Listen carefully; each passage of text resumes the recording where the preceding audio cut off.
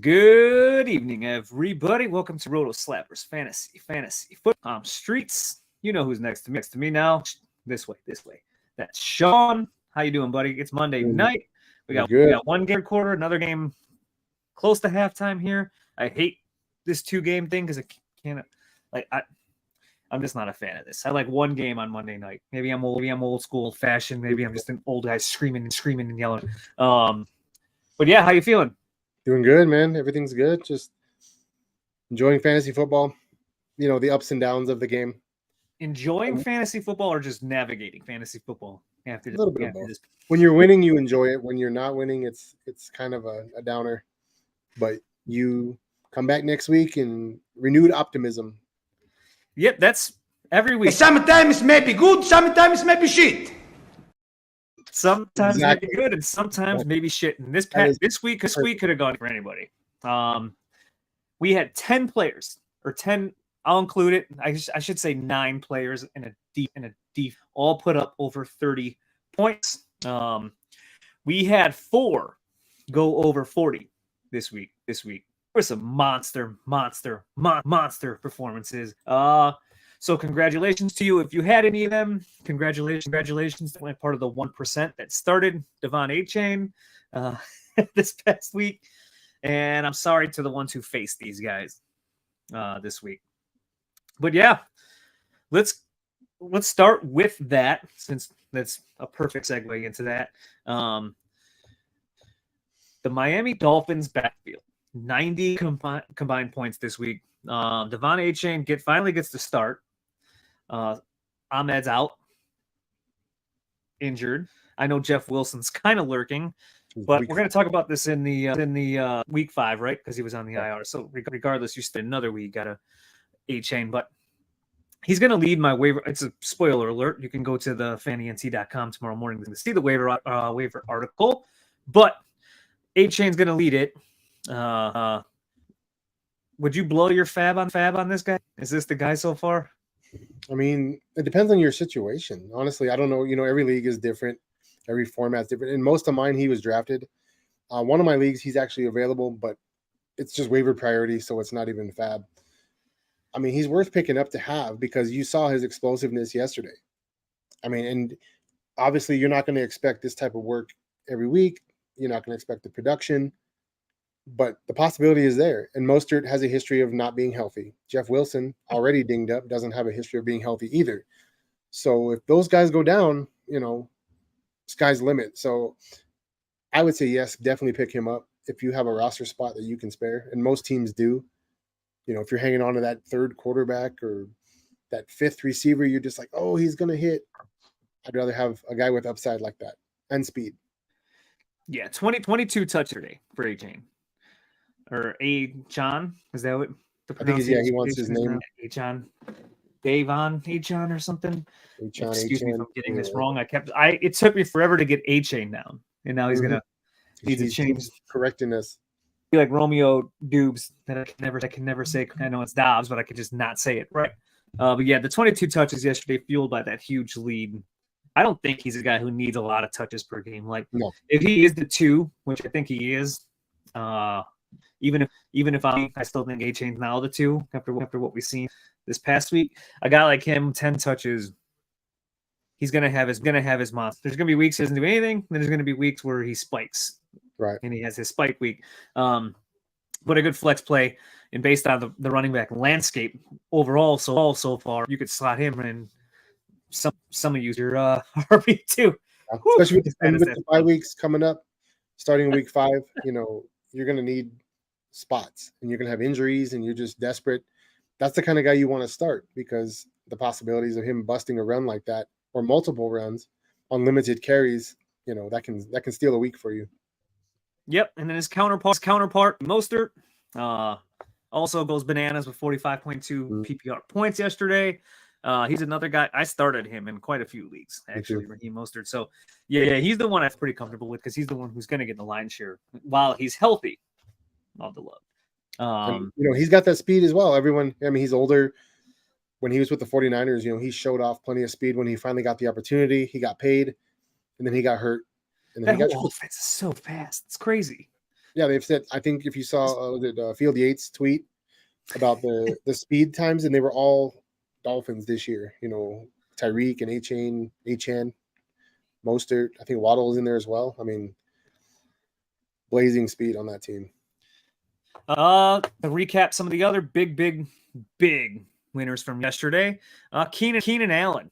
Keenan Allen is going bananas to start. He's throwing touchdowns. He's being targeted 1 million times a game out there. He's the CeeDee Lamb of Kellen Moore's offense here with the Chargers.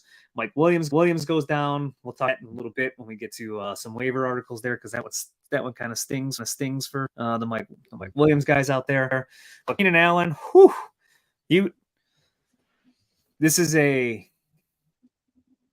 I had him as a 3rd round pick coming in. That's how high I was on him. Same. I ranked him, I think, like 2020 or something around there. I told you not to draft him in the second. I'm ranked that high because I had just a hunch in this Kellen Moore offense that he was going to eat. We saw the last 2 months of 2022, he was second to Olsen Jefferson the last 2 months of the season in wide receiving. So kind of carried over, and now they're in a much better offense out there. So Absolutely. Keenan Allen, love him moving forward. Easy top. And he's a target hog as well. Yep. Every week he's going to get peppered with targets. You're looking at double digits, especially with Mike Williams being injured. I think that's a lock. That does help, sadly. But even with Mike Williams there, I don't even know if it mattered anymore for it. Like this. He's still going to consume all those targets out there. Yeah, he's got 39 targets through 3 weeks so far. Out there, he's definitely playing. But I had a hunch he was going to play the CeeDee Lamb role in this Kellen Moore offense. So I like him. Welcome. I went to bed last night. I went to bed up in a league pretty substantially. Fell asleep, woke up losing. Devontae Adams, I saw went for 42 points. So another big winner there, and that was nice to see. As much as it stings, it was still nice to see because I do have a Devontae Adams share out there. Tyreek Hill once again going bananas. Shane Mostert, Hill, and Tua. 4 of the players out of the ones that I mentioned that all put over 30 points this week. So yeah, the Dolphins obviously with 70 points. How many yards? 945 yards, something like that. When they weren't even trying like a million. The third quarter, when they took their starters out, and Mike White's out here throwing touchdowns to Robbie Chosen or whatever his name is now. And he had a big day. I know he had another run. I thought, oh, he'll be out of the game, and then I seen they scored again, and it was him, and I'm like, Denver defense looks like they just gave up. They just said, whatever, let's just not bother. Yeah, we'll get it.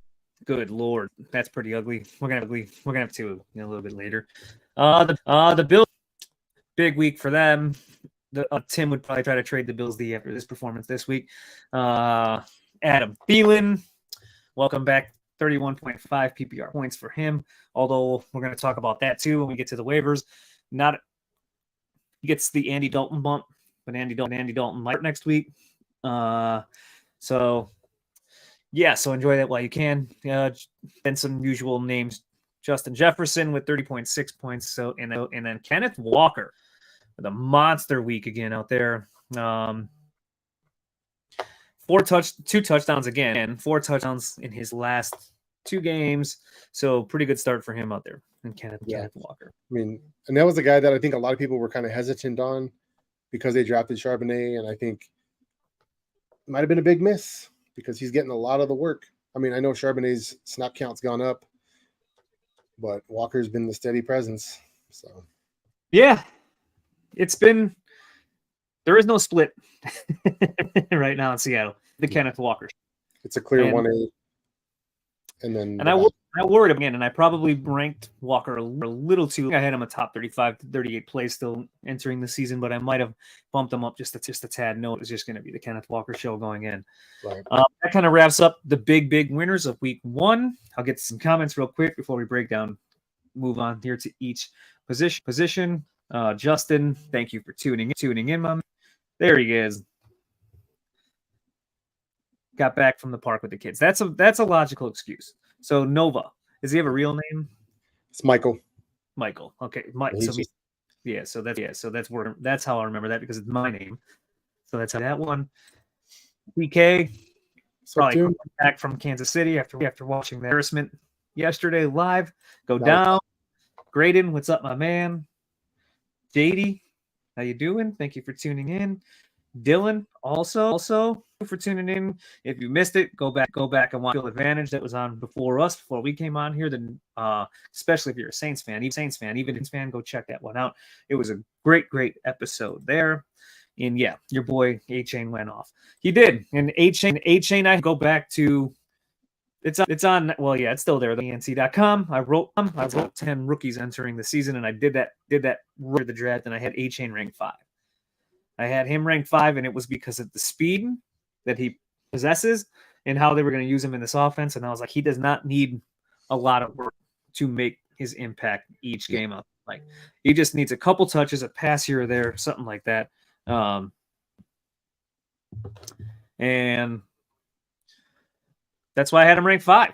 It was just plain and simple as that. You got to see it firsthand now, finally, this past week. So, yeah. What's wild about it, too, is I think week 1 he was a healthy scratch. I don't know if he was totally healthy because I know he got dinged up in the preseason. But you go from a healthy scratch to a record-breaking day. Sky's the limit, I guess. But, I was saying yesterday, I think he is who everybody wants Jahmyr Gibbs to be, that same type of explosive player. And Gibbs, we haven't seen that. And I'm not saying that's his fault, but that offense. It's not Gibbs' fault. It's not. We saw Gibbs. He looked pretty good yesterday. He's just not being. He's not like. I want to see Gibbs get 22 touches in a game. What did he end up with? 17 carries. Yeah. So it was by far the most he's had all year. And Gibbs is a little bit bigger, but H was small entering the league this year, and that was my fear of him. That's why I liked him more in redraft than I did in Dynasty, because I don't know how long he was going to hold up. However, it's good to know that track was the reason why he weighed as little as he weighed, and he had to keep himself slim and he had to keep himself way down, and he did get himself up to like 1 or something like that. So he's almost as big as Gibbs, just a little shorter in a sense. So neither guy actually that big. So yeah. All right. So enough about him. We're going to talk about him like 45,000 more times in this show, especially when we get to waivers. But yeah, let's get to running back. We'll kick it off there. The top 12 running backs this past week, besides Christian McCaffrey, maybe Travis Etienne because he kind of hung around in there. None of these guys were drafted to be an RB1 so far this year. I saw. Here's a good post. Let me pull this up real quick because it's worth, and I'll even give him for this one. I don't know if you know Bobby Lamarco from Rasball, but he had tweeted this. So before we get into running back and who is the top running backs this week and overall, here's our top 10 running back ADP after week 3. So CMC is RB5. That's good. You drafted him first, so you'll take that, right? He's a top 5 running back. He's been good. No, hands down, that's fine. Austin Eckler, injured. Top 4 pick in almost every single league. He's Bijan is RB11. He had weird week 1, really good week 2. He hasn't been bad though. RB11 is probably actually fine compared to some of the rest of these guys. Saquon Barkley had the ADP. He was the 4th running back in ADP. He's injured now. Nick Chubb, 5th, IR. Tony, I say it every week now. I should have had him as a top 12 player. I just should have. I don't know what it was, what had me scared about him. But every sign pointed to him being top 5 play every single week. Should have ranked him there, and I didn't. That was kind of stupid. But you know what? You could have got him in the 2nd round, so that was great. Derrick Henry, RB26. Josh Jacobs, RB32. Najee Harris, RB55. And Ramondre Stevenson, RB22. So those were the top 10 running backs in ADP. And basically outside of Bijan and CMC, Pollard, out of the 3 of them, I guess, there hasn't been a whole lot of nothing. The landscape it's up and down, Look, they're still last year, right? And I think the Browns' defense is way better than people think. I think they are much improved this year, and they're going to be a good defense moving forward this year. So, and he started slow last year, so I do think as the weather turns too. Absolutely. Yep. As it gets colder out, teams get a little more tired. They're going to run the ball a little more, and the wide receiver palooza we've seen so far to start the season kind of evens out again. So the running backs aren't good. This early part of the season with the injuries, I think that's what gives all the zero RB truthers their ammo, because they're like, look, you have guys, Kyron Williams, Devon Achane, you have all these type of guys who are coming out and they're just throwing running backs in their lineup and it's hitting. But even man, I have a zero RB team that's not even doing that good. So it's like, sure, if you hit on Kyron or some of these other guys, you're doing fine. But I don't think all zero RB teams are fine right now. Based on some of the other late if you look backs, at Josh Kelly that first week when him and Eckler were splitting, he had a good game, and these last 2 games he's done absolutely nothing. It helps when blew a lot of fab on him, waiver priorities and whatnot. Jamar Chase, if you used him as a first round pick, it helps when your first 2 or 3 picks, if they were wide receivers, putting up 40-50 points a game. Right. Like there was Tyreek Hill could have been your first round pick, like he was for a lot of people. Rightfully so. Yeah, you're pairing him with Keenan Allen. You're unstoppable right now to start the season. So that's where but yeah. Top running backs in week 3. We talked about Devon Achane, Raheem Mostert combined for almost 100 points themselves. Insane. Hunter comes in at 3rd. Christian McCaffrey is 4th, 22.9 points, 9 points. Seems 22.9 points is a lot. It's a lot, like an embarrassment this week compared to it's the top 2 moving there. Zach Moss, making it really interesting, coming in at RB5 this week so far. He saw 30 carries, 2 catches, career high in touches. Yeah, and this is a guy 22 touches in week 2. He's got one more week. What are you doing with Moss? So is this a sell high right now for you? No, not for me. To me, he's a hold.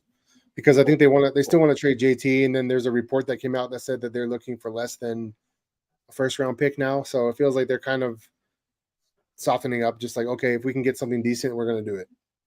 Where would JT go now? He ain't going to Miami anymore. Well, see, right, and that was one of the main landing spots everyone talked about. Oh, it makes the most sense, Miami. I don't think anymore.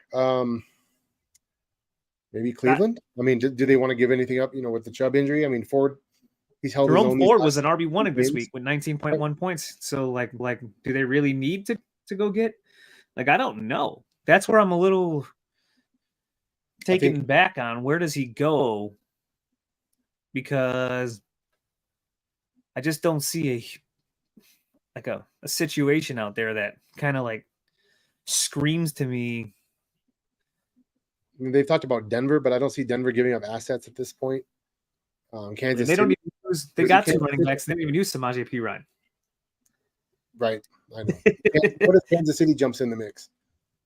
They're like, because they're rolling Pacheco and McKinnon and CEH. Perhaps they just say, we want to get that one guy. Let's do it. I'd rather see them for a wideout. To be honest, they were going to use any assets, which we'll talk about in a little bit, because should be a couple wideouts that might exist out there. Speaking of a few, if Denver decides to just sell off, and there you go. You beat me to that one. That would be a pretty good option to go to Kansas. So I'd rather see than that. So yeah, I don't know. Division. Moss. The only shares of Moss I have actually are the leagues I have Taylor in. So there's really no point. It's a handcuff for me now, and it's a wait and see for me there. But if I didn't have Taylor and I just had Moss, there's a part of me that might sell high. If I can. It might not be an easy test to do. Teams might look at you. It's name value. But he's been really good. And yeah, I could see why the Colts would now entertain trading Taylor. Johnner, RB1 this past week. James just trucking along out there. The Arizona Cardinals, and they beat Dallas 28-16 this week. The Cardinals. See, a team that's intentionally tanking and They came out and they had a great game plan. And I mean, obviously, it helps that their coach knows Dallas. Playing against them with the Eagles, but they're a pain. Like they entering the season, it was stream the defense against Arizona. Do whatever you can. Now you can't. Yeah, I mean, honestly, they've played really well. I mean, the first game they were in it with Washington. I think it came down to like a last few minute touchdown deal, and they had the Giants beat. They're going to Kyler just back. fell apart. Yeah, and I mean, working out so. A team that we thought was going to be a lock for the first pick, or just going to have bunch of scrubs playing. They're playing with some heart, and my Niners play them this week.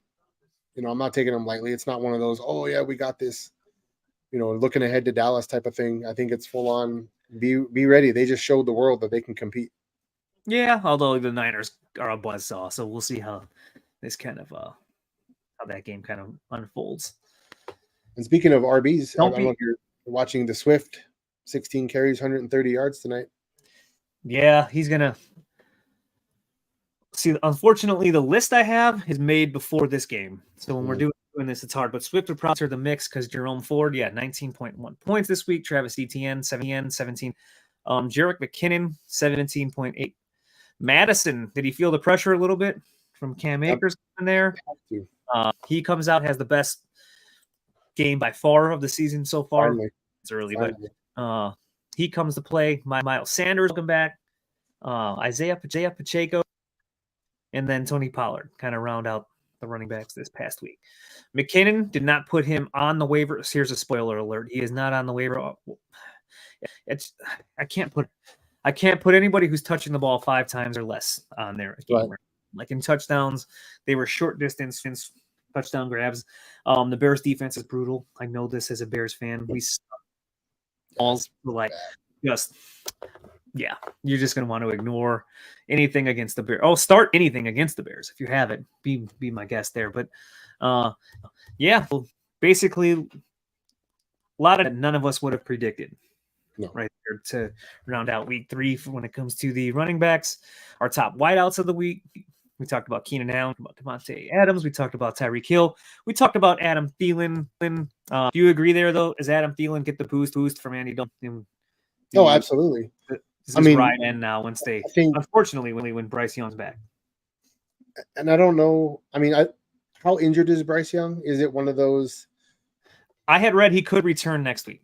So, but my thing is it more of a let's sit him down, let him kind of sit and watch an established veteran. And maybe learn, it could be what they do. And if they do start, I have Thielen on the way. He's only 54% rostered. Same thing with DJ Shark. So they're on wire article, and I have look for Dalton start. Like they get the boost from Dalton. Me,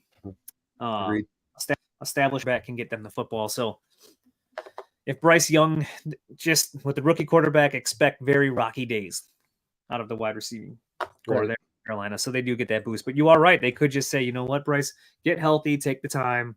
We're going to start Dalton again this week. You're going to sit back. You're going to also learn of that.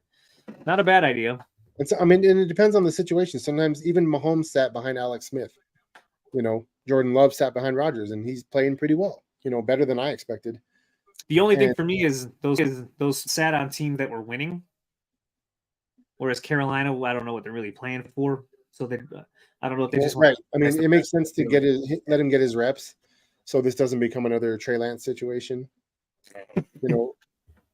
I mean, the Bears threw Justin Fields into the fire relatively early. And it's mixed reviews, but I mean, also CJ Stroud, he's playing really well in Houston without 4 of his starting linemen, and he's putting up numbers and they're competing. Speaking of CJ Stroud, Tank Dell comes in this week for wide receivers. Big week. He's going to have a wire article as well. Mike Williams, we'll pour one out for him today. Out for the season now, if you haven't heard. Mari Cooper, your boy, Deebo Samuel, welcome back to the top. But does that have a lot more to do with the Ayuk injury than anything else? He does. That and Kittle. I think Kittle benefits. Kittle does benefit as well there. Amon-Ra and Shark again. Diggs, Sutton, kind of round out the rest of these. So there's your top wide receivers for the week. So yeah. That Fields thing real quick. I will say this. they put Fields out there under Matt Nagy. They literally did him just a very did him no good because I don't know if you remember. Did you see that Cleveland game? They made him stand back there like a statue with the worst offensive in football, and he got sacked. I don't know. I lost count at like 238. It felt like times he got sacked in that game. Like they really did not game plan. They basically kept the same playbook for Andy Dalton, and then Justin Fields out there, who has a completely different skill set, didn't adapt for it. Kind of, we're not going to talk about that. I get into it, to be honest with you, because this will become a therapy session for Chicago Bears here for me, and it's something. Where's Tim? How's Tim feeling about this? I don't know. He had to witness it live. I at least was able to turn it off and watch. That'd be a tough one. Red zone. You see it. When you're there, you might as well just enjoy it for what it is. But that's a tough one to sit through. If you're probably not feeling too good about Fields right now, but then you look at they got Denver next week, and you're like, well, he probably could game out there against Denver, which he might, and he be an ugly game, but he might bounce back there. I actually expect him to be a decent top 12 play this week. Yeah, it's not easy for us Bears fans right now. Tight end. Travis Kelce. Well, you know who the tight end one was this past week. Sam Laporta. Yeah. He won. Trying to carry my SFB team. I'm flexing him in Scott Fishbowl, by the way. He's been solid. I mean, that's what you want and especially, everyone's like, oh, it's a rookie tight end. The stigma, I guess you will say, is it's ridiculous. I know. And even Luke Musgrave. Musgrave's playing well too. Laporta, these guys are playing 85% of the snaps. They're on the field a lot right now for their teams. And we've seen the Laporta pick up his usage a little bit each week here. 5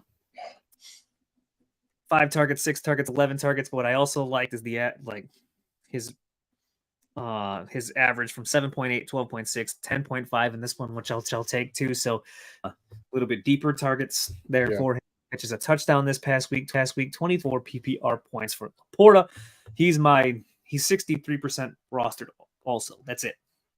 And it should be basically a lot more than that. Oh yeah, it should be 100% based on the tight end landscape already, because it's not a fun landscape out there. There's like 7 guys, and then it's a bunch of crap again. So he should be 100% rostered after this week's week. Both top 10 ranking for me moving forward right now is going to be Sam Laporta. So very easy. Top 10. Yeah, it's fun that we could talk about this because I have a league where I have Laporta and Hawkinson. And need a running back very badly.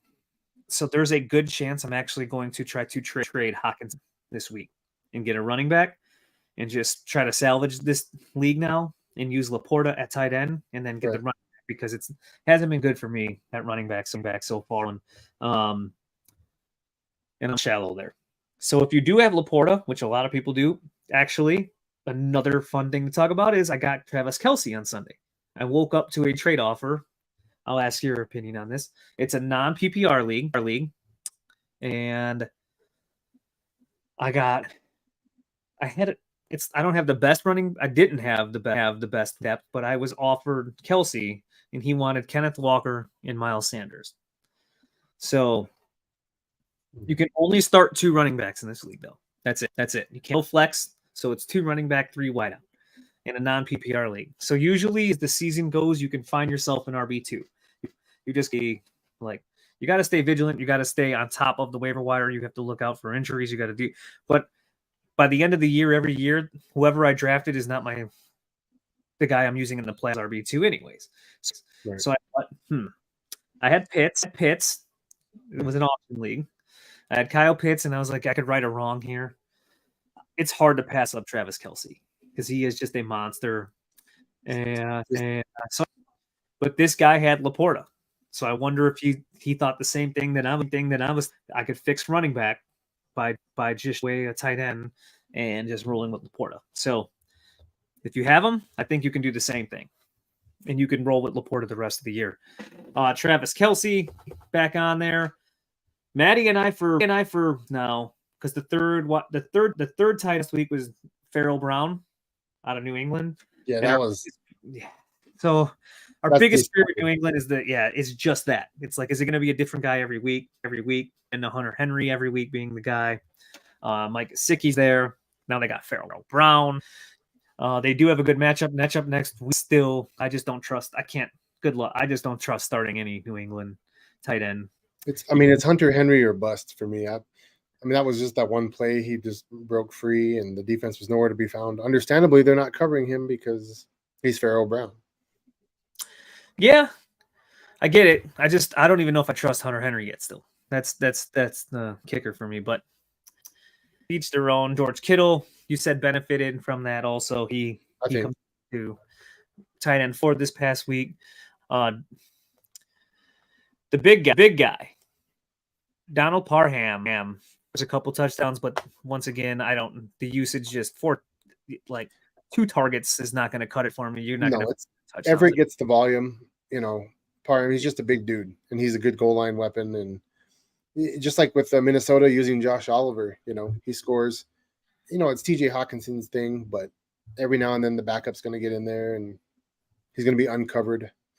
And that's kind of how I look at Parham. He's a guy you can, if you're desperate at tight end, throw him in, hope for some goal line catches or something, but he's not somebody you want to target. Nope, not at all. Evan Ingram, Freiermuth, we talked about Luke Musgrave field a ton. Musgrave's going to be up and down. Like, it's just that offense. Jordan Love didn't particularly good. Little sloppy. I don't buy throwing the football fully yet. Uses legs when he needs to. We saw it this past week, and that can help save him as a streaming option for quarterback. But so I think there's going to be ups and downs in the field a lot. So Musgrave's a good streaming option.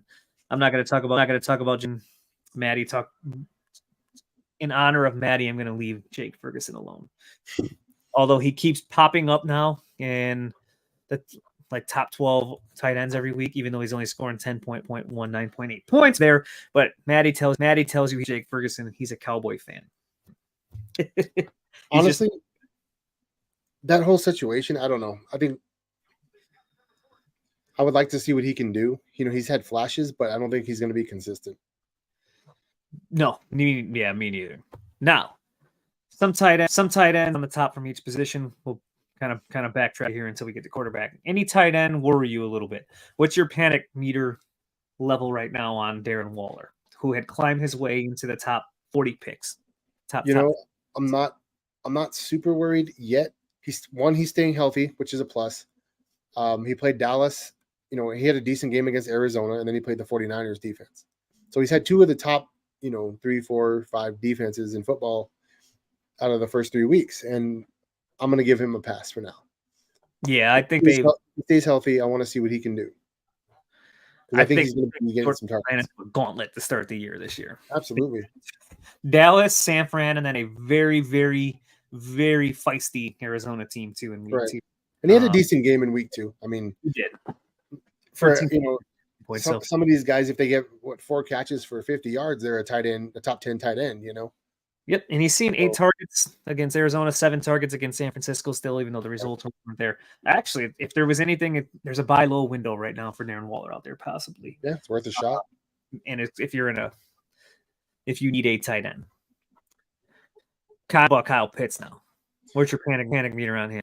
I'm out. I'm done. Out on Kyle. The whole passing offense there is so frustrating. Drake London, Kyle Pitts. I don't know what they're doing.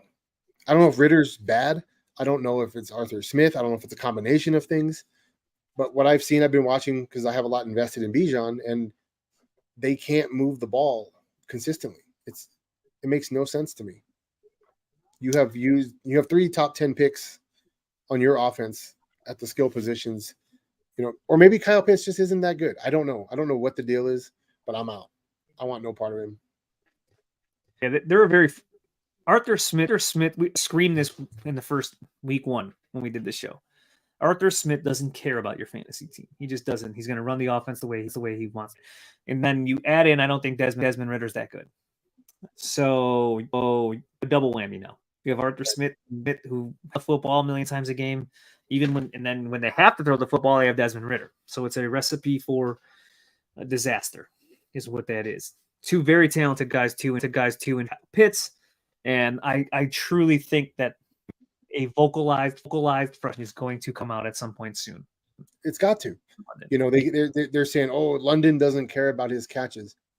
No. When contracts come up for renewal, he's going to care. Yep. Because they're going to use it again. Well, you know, you didn't have the production, you didn't put up the numbers, and he's going to get lowballed.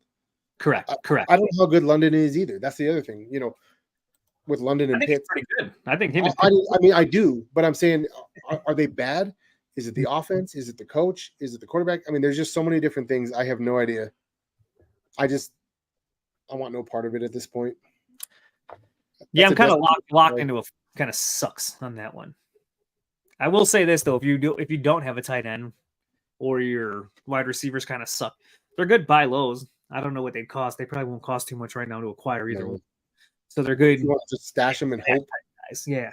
I just would rather not deal with the headache every week. Because last year to end the year, London saw 8+ targets. He was down the stretch. He gave me hope because Ridder was throwing him the ball like crazy, and everyone's like, "Oh, Mariota was holding them back. Look at Ridder." Well, thus far, it looks like it's just the offense to me, but I don't know. I just want no part of it. Give me Bijan, and that's it. Yeah. So here's Atlanta. Sometimes it may be good, sometimes it may be shit. It's the best, man. It's like using anyone from Atlanta outside of Bijan Robinson, probably. Sometimes maybe good, sometimes maybe shit. Mostly shit. It's a big steaming pile. It's terrible. Yeah, it's a. While we're talking of shit, let's Garrett Wilson. Where are you at with him now? Zach Wilson looks horrible. I mean, honestly, you know, Garrett Wilson, obviously, he's a great player. But they can't get him the ball. I was watching some of the game yesterday, and, I mean, Zach Wilson's in there in the pocket, holding the ball. And they're showing plays where the receiver's coming open, and he can't complete a pass. He's throwing it in the ground. He's just spiking it. It's just terrible. So as long as Zach Wilson's the guy, you know, Garrett Wilson, you kind of have to start him at, you know, it's just, I have him, I need to use him. So what do you do? Like, do you bench him? I mean, maybe. It's just you bet on the talent, right? He catches one, breaks a tackle. I don't know. He saw nine targets in that targets. He targets that were just all very bad targets because it's coming from Zach Wilson. I think what you're hoping for is the rumors to be true of some sort, and like Kirk Cousins to end up on the Jets. Be fantastic. Although I would hate it for Justin Jefferson. That I would really dislike about that. Totally sink that offense. Oh, so it would. Kirk Cousins would fix Wilson, and then break 3 other players. So like that trade would just shake the universe many, many ways. So I don't know if I buy it too much. Plus, I don't think they can give up just yet on Kirk. Plus, I don't know what they even get for Kirk Cousins in a trade. I don't know. I don't know what the Jets are going to do. They have. You want to know what I would do? I would call Carolina or something. Then, if you are going to do the Bryce Young experiment there, and he does get healthy enough to play again, and you could just go get yourself any backup off the street. I would call and see what they want for Dalton, or like a crusty vet like that, and bring him in. Dalton on the Jets is just what they need. That's what they need. Houston. I feel like even he could be better than Zach Wilson at this point. I think I might be better than Zach Wilson. I'm short, so give it a shot. He looks bad, very, very bad out there. I do have Gibson in a couple leagues, so I would love to see them make him and go get some sort of vet quarterback, something to stabilize that offense just a little bit. It would pick up Garrett Wilson, but you want to know who else it would pick up? It would also pick up Cook and Hall because right now nobody believes their passing game. They're gonna. Why would you? Yeah, you're going to Stack beat the us in the box. air. You're going to beat us on the ground. So Stack the box, make him beat you, and he hasn't proven that he can do it. they Honestly, don't have I a good O expected him to be Aaron a Rodgers will little tell bit you that. So right, and I thought he would be a little bit better because he's learned from Rodgers. He's he got to see him in camp and whatnot. But same Wilson, yeah, he's just not good. This is too biting off more than he can chew here. absolutely. I lost my will. Who do I pick up? Half point PPR. DJ Shark, Joshua Palm, Downs, Mingo, L, Mooney, or Gallup. For me, it's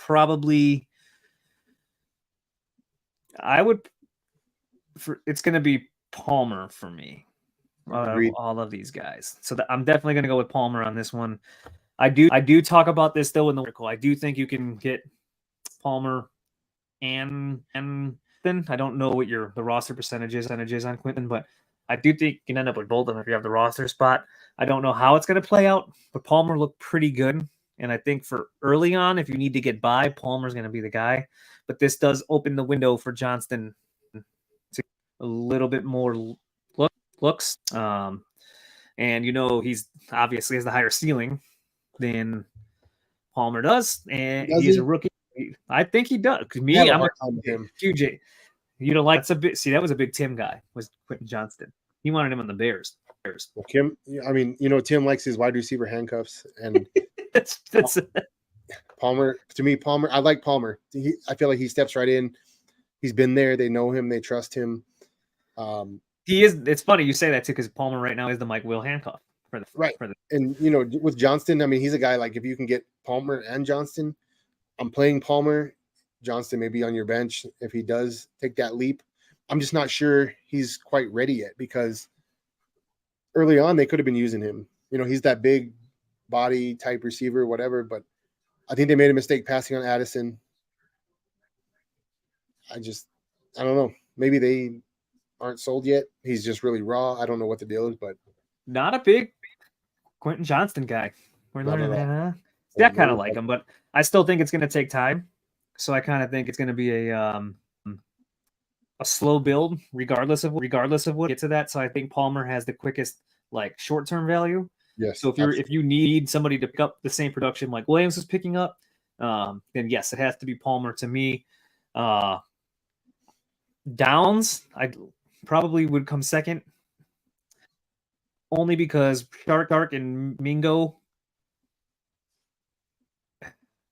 We just talked about it before, and Shark's going to be on there.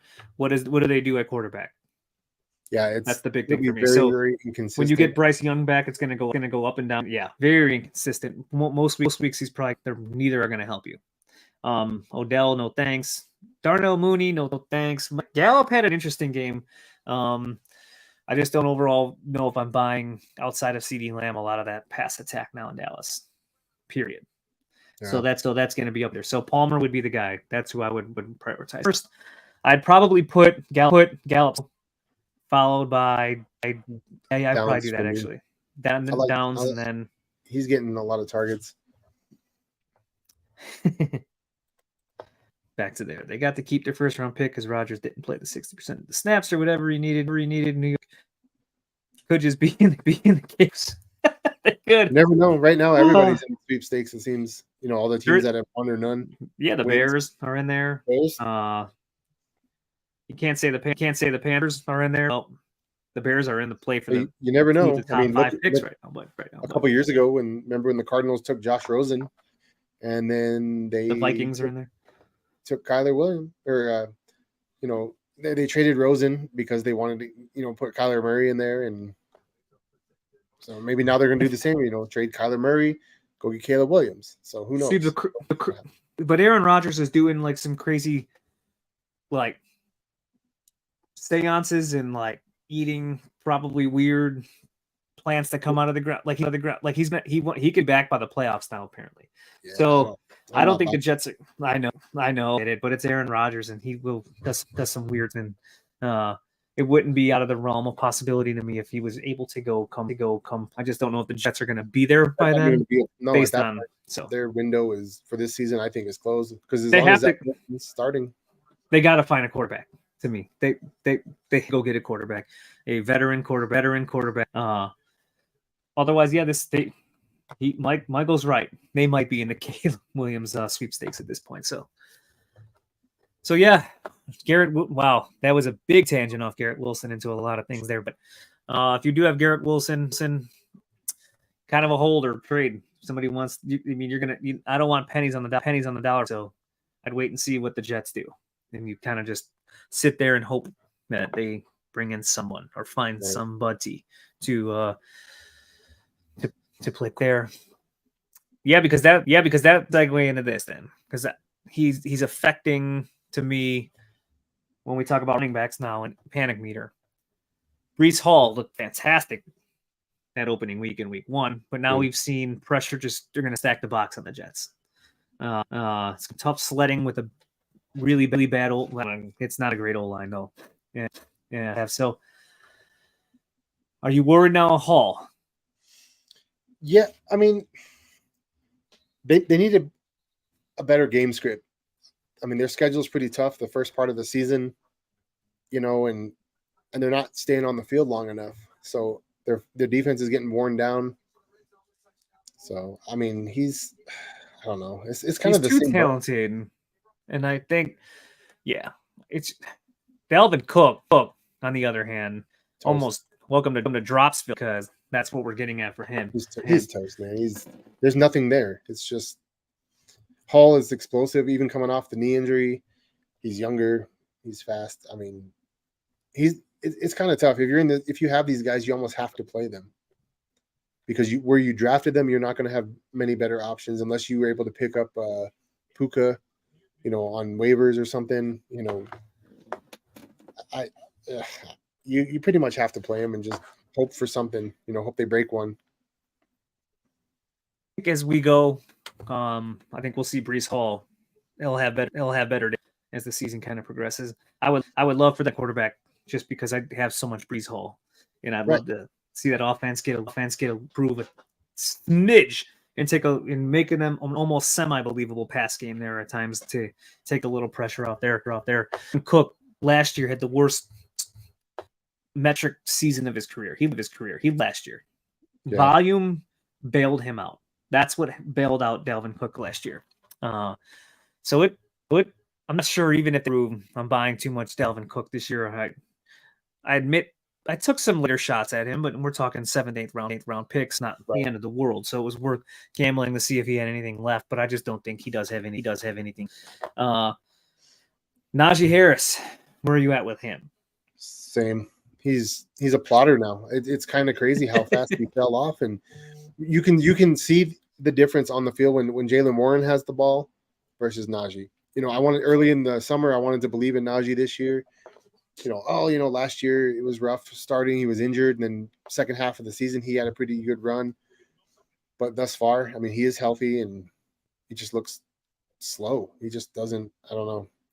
Nothing jumps off the charts about him. And Warren. Yeah, Najee never looked good.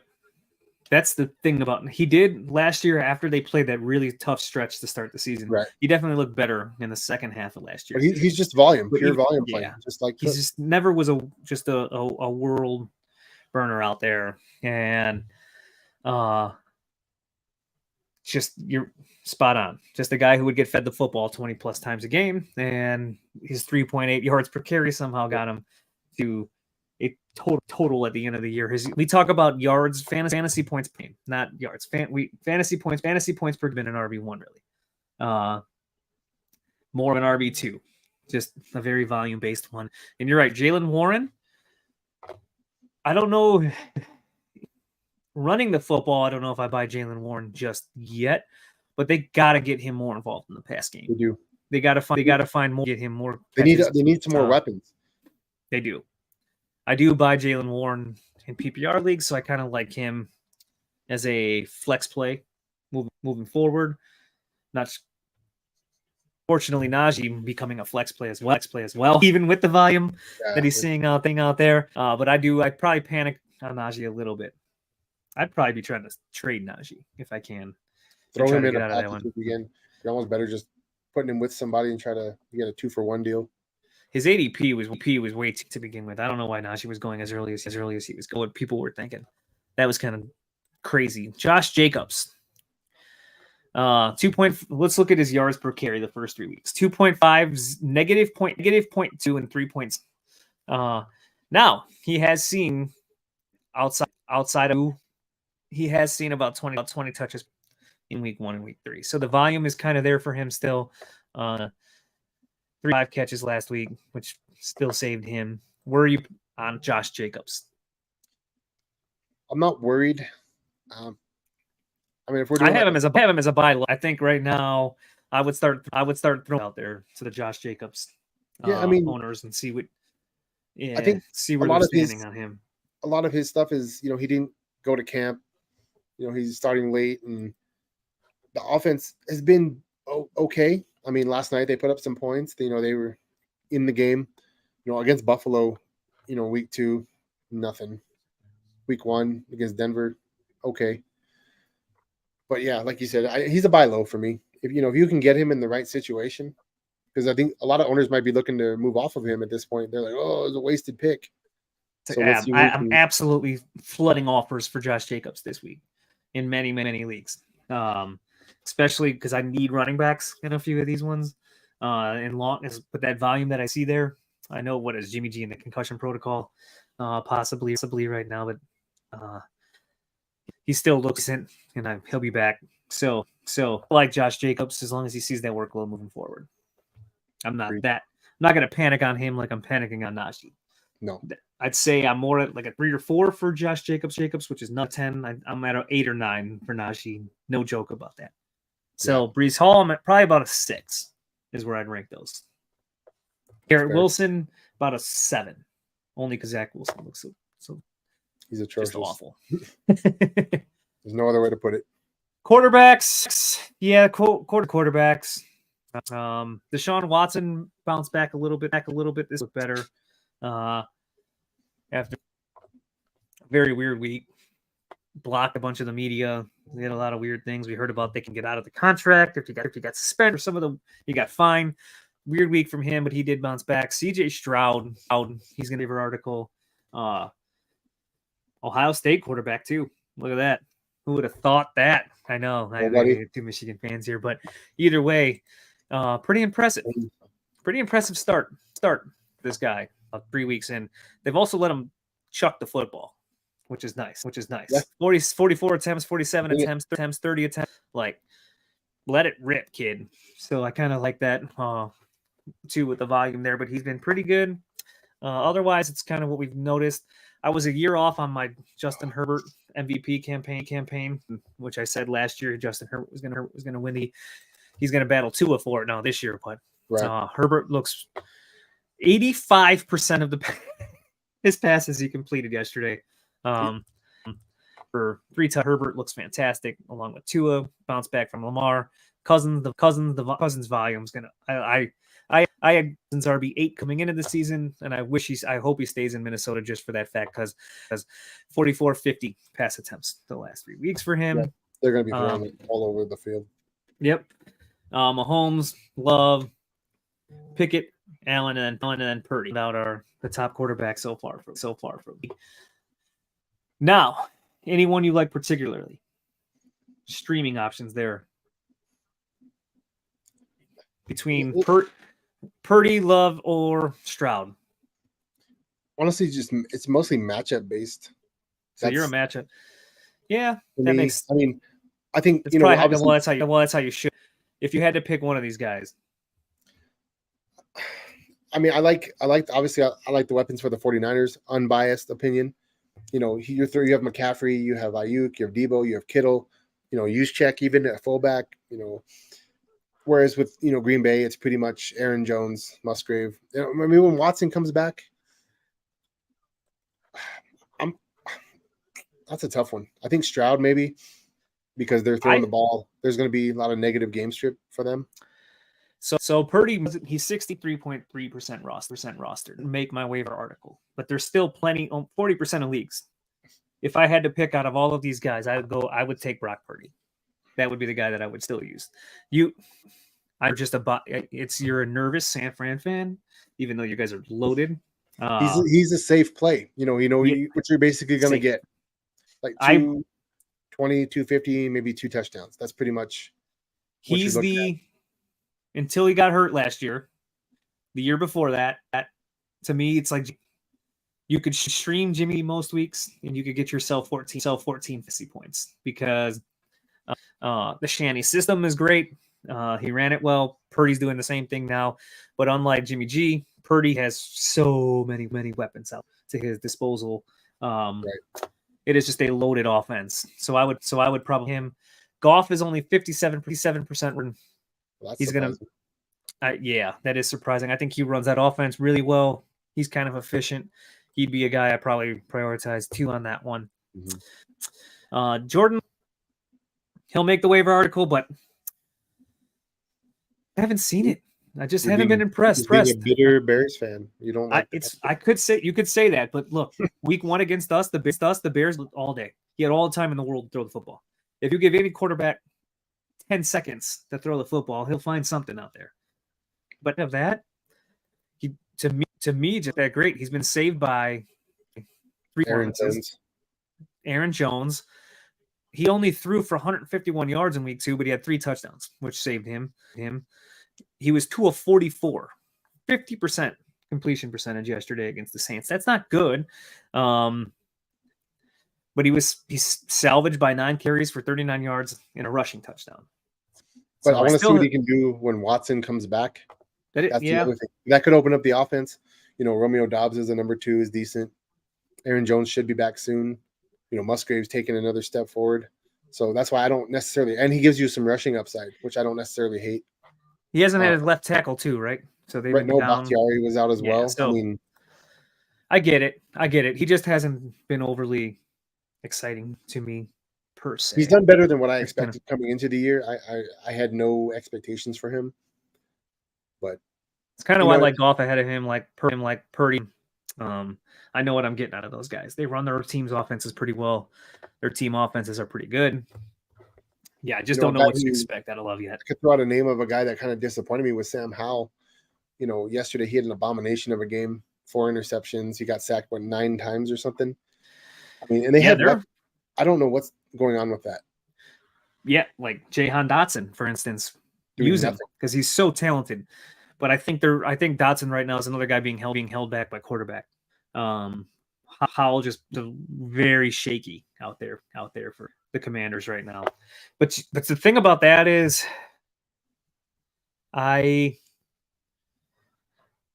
worried about here. What did he put up yesterday? I'm trying to pull this up right now. The funny part is he had such a crappy week that he's not even on the list. He didn't even qualify for it. But anyways, hold on. This is what I worried about for Sam Howell. So yeah, negative points is why he didn't come up on the negative 0.2 points yesterday. But I figured Arizona and Denver, he could have a decent week for Sam Howell. But then I worried Buffalo and Philly were his next 2 opponents. And that's where I got a little worried for Sam Howell. He's not I knew you couldn't use him against Buffalo. No chance of my playing him against Philly. So he was a guy that the Commanders, in my eyes, I feared had to come out of the first 4 games of the season, like 2-2, or they could make it. I was fearful, like, what if they start 0-4? Like, they had to beat Arizona, they had to beat Denver, in my eyes, because they weren't going to win Buffalo, and they were not going to beat Philly. Right. I mean, do they bring in Brissett at some point? That was always my fear with him. Was Riverboat Ron, man, like Ron. For his job. Honestly, this year, I mean, this is probably it. And they have a pretty solid defense. Their D-line is really good. But after yesterday was horrible. But after Buffalo and Philly, they get Chicago for a get-right game for Howell. I'm sorry. Everybody's get-right game. And then Atlanta, they're okay, but they don't scare me too much. Yeah. But it was always getting through that gauntlet. Getting through that at Denver, Buffalo, Philly thing for me with Howell. But yeah, terrible. I don't know. Like Michael's 4 INTs, 9 sacked. It was bad. So, and then they get Philly. So I do worry that Howell doesn't even make it out as the starter after that Philly game. Probably not. Somehow, maybe next week they change to Brissett or something weird like that. So he's not even on my radar, which kind of sucks. I did like Howell a lot this I year. did too. I thought he was gonna, take that step. He looked really good against Dallas late in the season, and he has some rushing upside. But I'm out right now. So it's hard to even use him as a panic meter. Speaking of panic meter, we're Justin Fields. Last year I picked him up in a couple leagues. He was drafted and dropped, and he won a lot of games for me with his rushing. This year, there's no rushing. There's no throwing the ball. There's no anything. He ran it 11 times against Kansas City, but they were down so big. Right.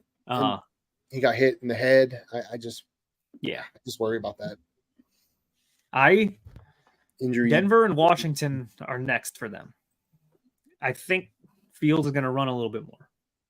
I think I think he's definitely back into a starting option the next 2 weeks. So I do panic over on the Bears offense and what they're going to do this season in general.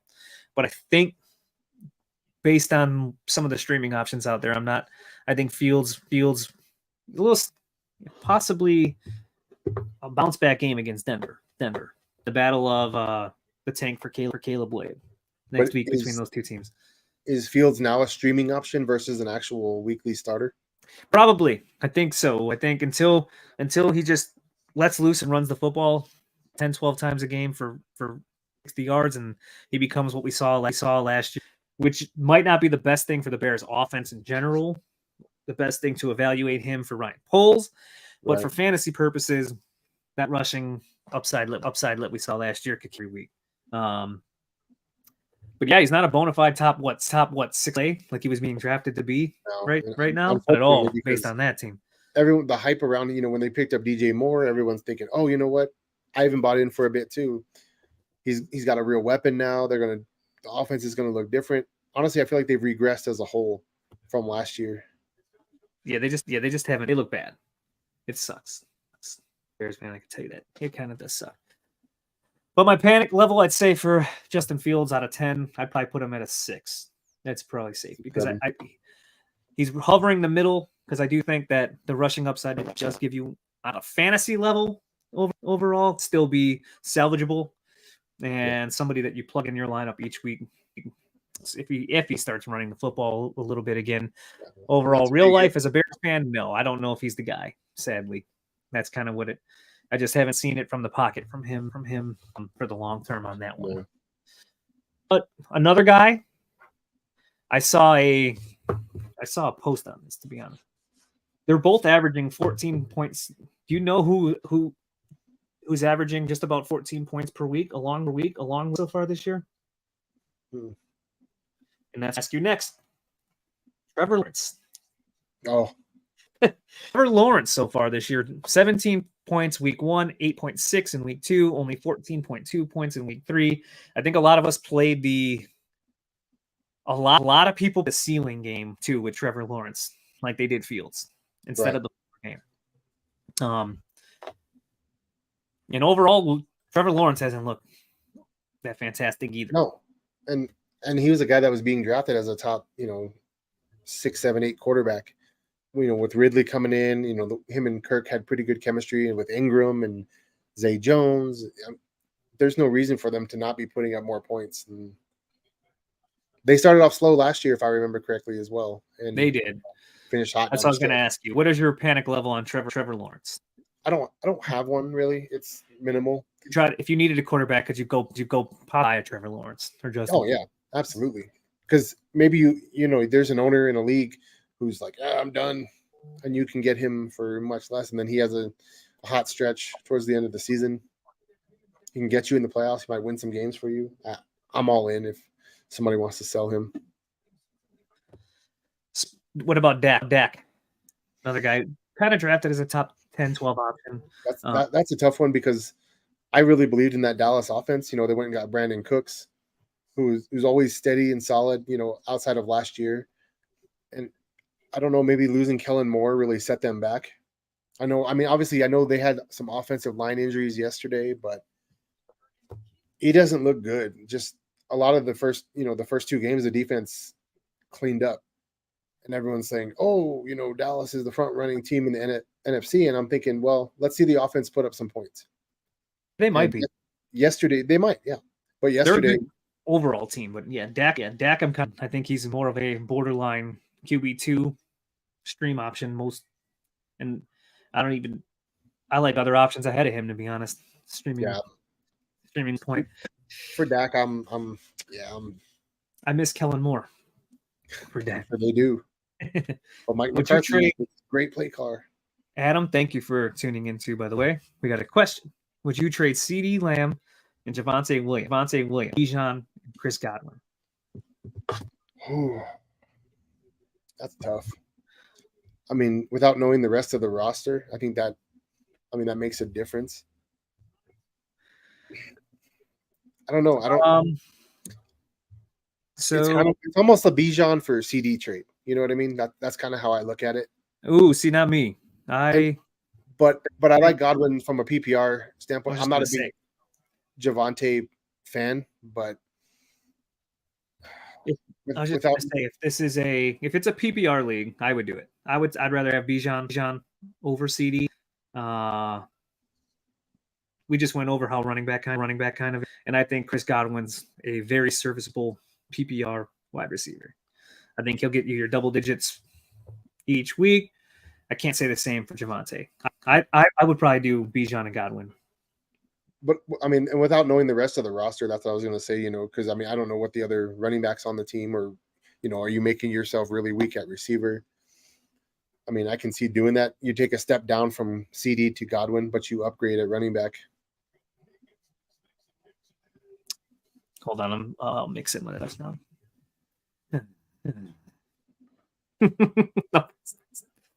God dang it. Sorry, I'm catching up on fun fantasy stuff. Yeah, I guess if you can give us more insight onto what the league would be in other facets like that, that would guessing you need that's what I'm gonna guess. Let's say Javonte's your RB1. I would definitely do it then. I don't know. I like Bijan. And I think he's a top 3 or 4 monster running back this year. You have him in your big league, so you'll take that. And I think you're going to be very, very, very, very sick for Bijan Robinson this year. I'm looking for some more of those 20-point games. Less Algier, more Bijan. I mean, he saw 27 receiving yards wasn't great, but he saw targets still yesterday. He did. And I get only 10 carries, but there'll be better days for them and for Bijan. And I think more 20-point weeks out of Bijan than 10-point weeks out of Bijan moving forward. I like my top 2 or 3 option moving forward. So that's kind of probably why I'm higher on this one, and I would definitely take it. I like CeeDee Lamb. It's not on CeeDee Lamb. Right. I'm just really higher on Godwin too than a bunch of people are. I really like Chris Godwin coming in because I think Baker is somewhat serviceable, but I think he can get 10, 12 PPR points per week. Good enough. I would take the trade. Agreed. All right, so here we got about an hour here. I'll go over some, and then your final. So week 3 waivers. My running backs obviously Devon A-Chain, only 16% rostered. He'd be the guy my top priority at this week overall of every position.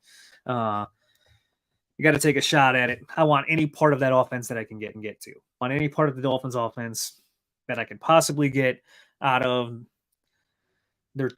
whoever their top 2 running backs are each week.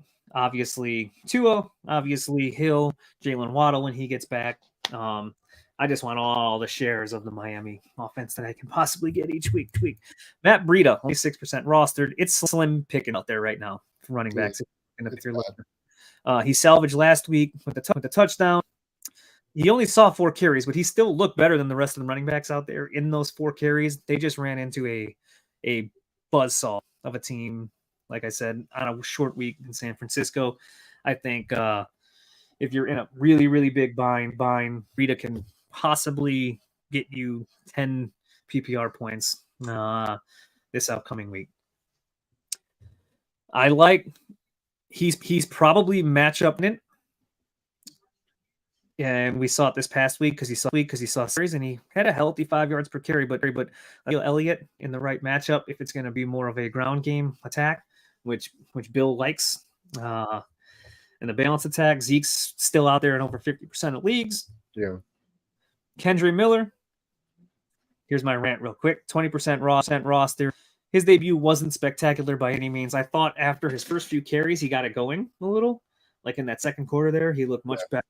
And then he only got 2 carries in the second half. Too much Tony Jones, and now with Kamara coming back this week. Correct. It's like, what is going on here? Like, what? Yeah.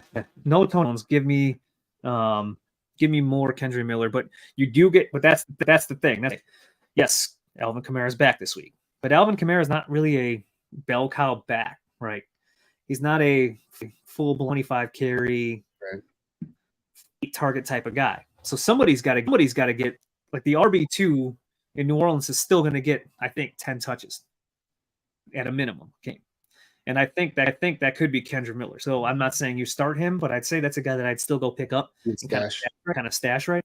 Because I think even with 10, 12 touches a week, he's a guy that could be, when you get bye weeks and injuries and things like that, he could touchdown or 10 PPR points, something like that out of Kendra Miller. So he'd be a guy that I'd go pick up. Still floating around, Roschon Johnson out there. If you missed it, Roschon Johnson started. He was the first running back on the field for the Bears in this one. They're starting to trust him a little bit more. It's kind of even split right now with Khalil Herbert. He's taking over that backfield now. This rate. If it's a dumpster fire there, they're going to want to see what they got in Roschon. Just give Roschon the job. So he looks pretty good. Kareem Hunt, he saw 7 touches to Ford's 12 in this game. I know a much better week. Much. The results, obviously, for Ford were great. But Hunt also hasn't played in a while now. Hasn't practiced in a while. So if you're also throwing darts at Ford here, I think he's a guy that you could possibly pick up. Might get you 10 points in a PPR league in a couple weeks. He did look rusty, but the usage wasn't that far under Jerome Ford. So I kind of put him on there. Wide receiver, Tank Dell, only 23% raw. I like Nico Collins, but 17 targets, over 200 yards, 2 weeks. CJ Stroud starting to look good. Likes looking Tank Dell's way. So that would probably be that would be the wide receiver ad that I prioritize. I do like Marvin Mims quite a bit too. He's on here. Okay. Well, yeah, I got him. No, that's fine. That's fine. You can always have that if there's anyone. And I had one other running back that. Go ahead. Tyjae Spears from Tennessee. I don't know. Are there going to be better days ahead for Derrick Henry? I don't know what's going on. That offense looks really bad. But when Spears has been in, he's got a little bit of run. So he's a guy that I'm trying, if I can put him on the back of my bench. I like it. I just think I have to see more of Tennessee because last year they started really slow. Henry started really slow. Yeah. And then they got, but I do like Spears too. I like Spears a lot in Dynasty. Absolutely. I don't think it's Derrick Henry's last ride. I have Quentin Johnson and Joshua Palmer are 2 options. If you immediate impact, like we mentioned before, Josh Palmer's going to be the guy. Stashing Quentin Johnson though, because it does open up to him as the wide receiver 3 now. And he should get. And I know you're not sold on him, but I like him. And if he does, to me, has the higher ceiling. So by year end, we'll see what happens. I said Adam Thielen, DJ Sharp. More to me are Andy Dalton dependent. I have Marvin Mims on there.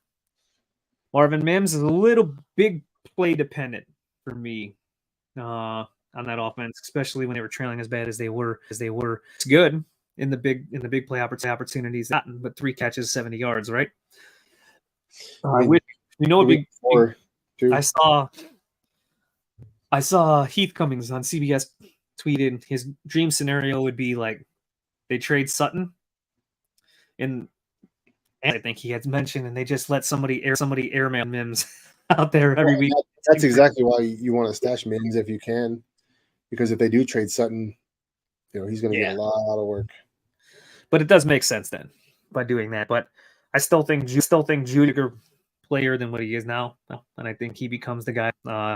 And after he knocked the rust off, he looked better. I know it was garbage. So he's still third fiddle to me, Mims. But Romeo Doubs, it's Dobbs, but I'll always joke now and call him Doubs. If Watson is out again, I guess Romeo Dobbs is becoming a must start with Watson because he's just catching touchdowns left and right. They do have that connection. They do. But if Watson plays, no thank you. Elijah Moore, he's seeing 7 to 9 targets a game. Watson did look much better this past week. If Watson can get it together a little there, I like Elijah Moore seeing those 7-9 targets a game. And I put Josh Downs on there too. Yeah. But I wonder with Richardson, is Downs more of a Minshew guy? Because Minshew's going to throw the football maybe a little bit more polished when it comes to that. Richardson going to probably rush the ball a little bit more. That's something I would monitor there. Any wide receivers you want to add, ones you like? No, that was actually my list. One other running back he might be available, might not, but Elijah Mitchell for the 49ers. God forbid anything happens to McCaffrey, knock on wood. Mitchell, he has a track record. He's a good, and he's good. I think they're going to incorporate him more in the offense now anyway. He's probably not available in many leagues, but on the off chance that he is, he's somebody that I would definitely want on my bench. He's a handcuff, but a pretty good one. Right. And I think last week he had quite a few carries because week 2 they didn't use him at all. And they realized, we need to get him involved because we don't want to run McCaffrey into the ground. So there's no. Yeah. I didn't put him on quite yet. But if you do have the style Mitchell, you probably should be especially if you have McCaffrey. That should be putting on your last spot on the bench. Tight end Sam Laporta obviously is the must add out of the tight ends, still available in one of leagues out there. That's not enough. He's going to be a top 10 ranked tight end now, probably moving forward each week. So yeah, you got to get yourself him. When we talk, if you have Hawkinson and Laporta, you might be able to trade Hawkinson. The way the landscape's kind of shaped up, you might need a running back, might need a wide receiver. I think you can trade a guy like that and use Laporta. I have Luke Musgrave on there, over 85% every week, so he's on the field a lot. Usage will go up and down because we talked about Jordan Love. But some weeks I think he's streamable, so I would put Luke Musgrave on there second. Any tight ends you like or want to add? I was going to say maybe Cole Turner from Washington. I don't know. I mean, Logan Thomas, he's got an injury history. I think he has a concussion now. Obviously you're depending on Sam Howell or Brissett in that situation, but I mean, he's somebody that, if you have no options and he's available, which he probably will be. Yeah, he saw 7 targets. So in this last game, it's just a tough gauntlet that they're running through right now, especially this week and next week. But Philly's been a little bit susceptible to the tight end. So they're one of the, I think, out of bottom 5 teams versus the tight end so far this year. Week 1, I know Hunter Henry did pretty well. And then week 2 is Hawkinson. Yep. So I don't know what's happening tonight because I'm doing this while this is being played, but the matchup Cole Turner too. As good as that defense is, my worry though is more Sam Howell in that matchup. Right. But I guess they'll just play it safe to Cole Turner all game. He'll probably do. And Dotson will get left on the bench. So tonight, Cade Otton had 1 catch for 16 yards. So against yeah, I'm watching that now. I saw him Chase made a big play there. Quarterbacks, I like that's like we talked about Jared Goff available in over 40% of league. He runs that offense effectively. He's a safer quarterback too for me. I don't think the ceiling's high. Some weeks the ceiling will be pretty high. He only throws the football to like 4 people, but like I said, kind of runs it effectively. Right. Stroud, he's thrown for 280 plus yards 2 weeks. They've kind of just let him throw the football too. They haven't really come back. Started out the season with 2 40 pass attempt games, so look pretty good all in all for a rookie. So I like CJ Stroud moving into the QB2 range. Jordan Love on here. I told you, maybe I'm a bitter Bears fan, but he just hasn't impressed. The bias is showing. But his legs can save you some weeks. as we saw this past week. He can salvage you with them legs. He's not going to use them a lot, but he can use them when he needs to. But he does need to improve all to me. And then if he doesn't make the cut because he's the roster percentage, but Brock Purdy, if he's still floating, I see in almost 40% of leagues out there. That's the guy I really like to stream, that I would stream because he's the safe option. The ceiling, and enough with the. I don't want to vent too much, and you are the San Francisco fan, but I thought he made a couple in that game too Thursday night. He finally made a deep pass. He looked really good on that one. Put it in a perfect spot. Yep, like he was a rookie last year. Everybody wanted to hate on him, like, well, he doesn't look the part to me. But other rookies who don't look the part either get more wiggle room because they're a rookie. Draft stock because of their draft stock. I get it, but he's still a rookie, and he's still only in his second year. He's still under 10 games started, right, in his NFL career, and I think the intent out there. He leads well. He runs the system well. He can read the defense. And that's all he needs to be. He just needs to be the system quarterback. Yep. Get the ball to your weapons. They're going to get the yak. He had a rough start that game, but I bounced back, and I thought he made some nice throws then in that second half. And then the Giants blitzed on some historic pace that game. It was like 33 or so out of 40 passes or something. They were coming every play, so there was no time for anything. Yeah, I thought he looked pretty good. I like Brock Purdy. It's a Brock party for me. And I'd say 15 points a week. That's what I think he is. They're going to score a lot of touchdowns. That's what I like about the San Francisco 49ers. And he's going to throw quite a few. So yeah, any other quarterbacks you like? I was going to say maybe Jameis Winston. I don't love the guy, but Carr's probably going to miss some time. And if these other guys aren't available, you had Carr, maybe worst case, he was your starter. I hope not, but go pick up Jameis. Mac Jones. Ventro, thank you for tuning in. I love that pick, by the way. Shaq Thanos. Who should I start next week? Tank Dell, Zay Flowers, or Tyler Lockett? Wide receiver and a flex spot. So if you're asking 2 out of 3. 2 out of 3, I'm guessing. Is that what you're asking me? So pick 2 of them. Lockett for sure for me.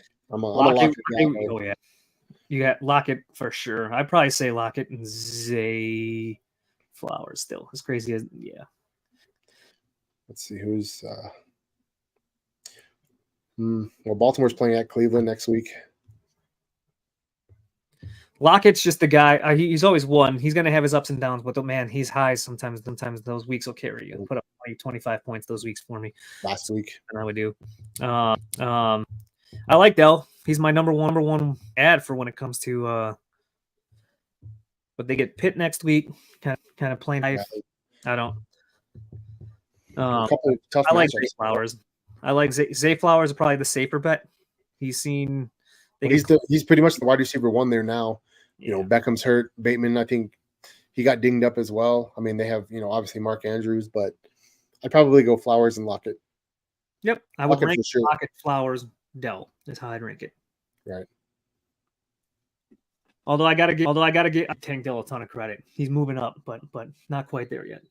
He's definitely someone you have to pick up off waivers now, though. Well, and it looks like, with Houston, I mean, week 1, Robert Woods had 10 targets.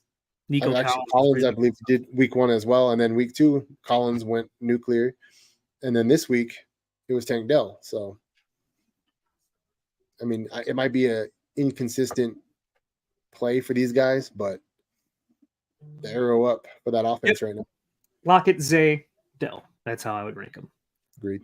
So if you need 2 there, I would still go with Lockett and Zay Flowers. As I'm trying to still into this game. Anything you want to add, my man? No, I mean, I think we've covered everything. Everything's any crazy stuff in this past week for you? Any trade you made? Nothing? Just, the usual. The usual. How's your Scott Fish team doing? Bad. I scored the lowest points in my division this week. It was bad. Well, I had Derek Carr, got hurt. Rashid Shaheed. The only points he scored was on a punt return. I didn't have Ayuk. I had Derrick Henry, who got me a solid 2 points. Josh Allen, Pollard, Ramondre underwhelmed.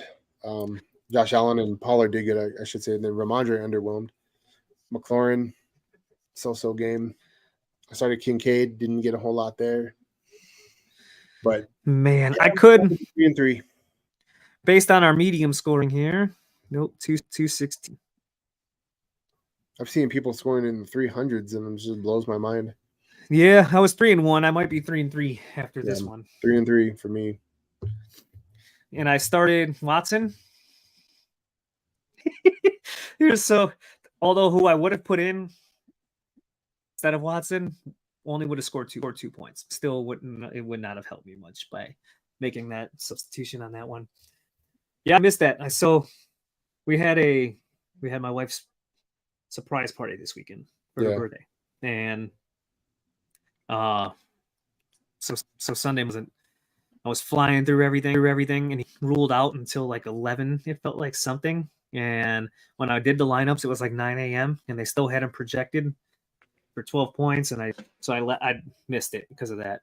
So that was my fault, but it wouldn't have made a difference. Although that team, Derrick Henry not helping me too much, Dalvin Cook not helping me too much. Sam will have been a nice flex for me. Him and Hawkinson have helped out a ton. Week. I could use Christian Watson though. I really could use him back. He's still in teams right now.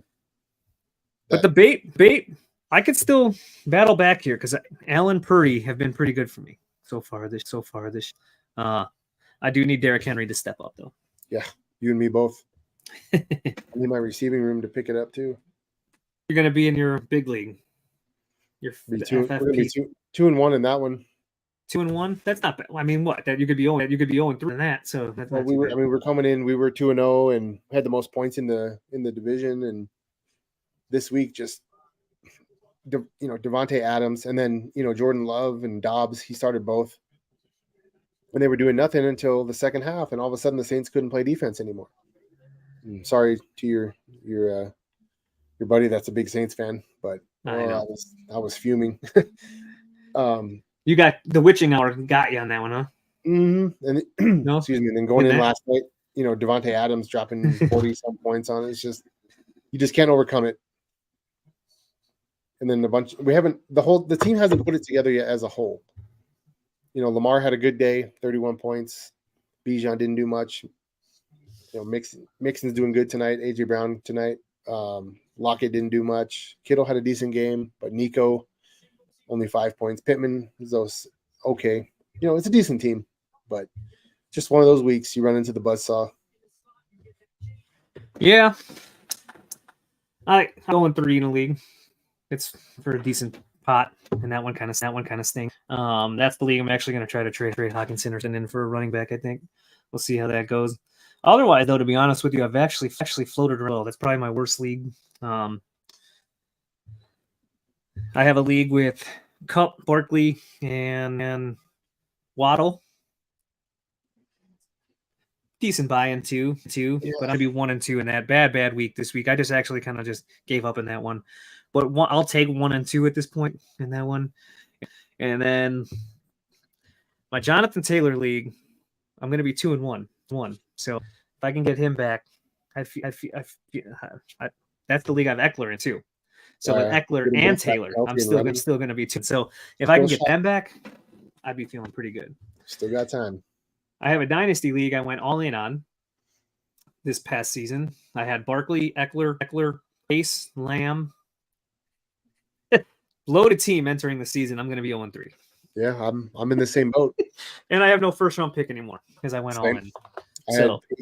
I have Diggs, Cup, AJ Brown, Cooper. I had Mike Williams. I just traded before this week, so I got a second round pick back for that. And then he got, the ACL injury. But I had Nick Chubb, Ramondre, Tua, Watson, Goddard. I'm like, I'm definitely going to be a contender. No, yeah, it's like I'm going to fly. I'm wanting to. It's funny how that's what I love about this game. That's just think you have it figured out, and the fantasy football gods will humble you quickly. Sometimes may be good, sometimes may be shit. Just like right. But yeah, all right. Well, if you got nothing, we'll sign this one off. I want to thank everybody who tuned into this one. Hopefully, we covered enough players. We try to cover 1 million players each week and go over everything. So, as usual, thank you for tuning in. If you're watching this video right now, right on YouTube, make sure you like and subscribe to the Fanatics Network. There's a ton of stuff all week long. Wrestling, entertainment like Graydon tomorrow. The Bin Brew going to be doing the Expendables, the new Expendables movie review. So that's too sweet or not. I'm hoping it's good. So make sure you stay here, Fanatics Network, to tune in for that and all the other fantastic shows that this network throws every single week. And make sure that you also go to thefanent.com where you're going to find the waiver article going tomorrow. That's where you'll find the rundown every week that gets posted there as well, and all of the other awesome content that we drop. So that, once again, that is thefanent.com. We will be back Monday night, same time, to break down what we hope is a very healthy week for all of you. We hope you all get a victory, and it's a more calm week. We don't have the peaks and valleys that we past week, and we get back to normal a little bit. Maybe the running backs get back to normal a little bit. That would be fantastic. So, but we'll see you guys next week. Have a good one.